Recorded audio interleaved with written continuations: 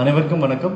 மாண்புமிகு நிதியமைச்சர், மதிப்பிற்குரிய நிதித்துறை செயலாளர் மற்றும் செயலாளர் செயலனம் ஆகியோரை வருக என்று வரவேற்கின்றேன். தற்போது நம்முடைய அரசினுடைய வெள்ளை அறிக்கை வெளியீடு செய்யப்பட உள்ளது.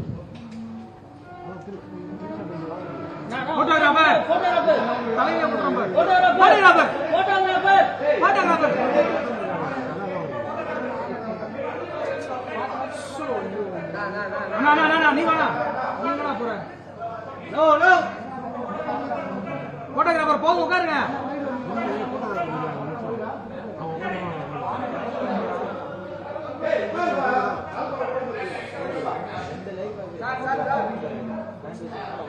Photographer photographer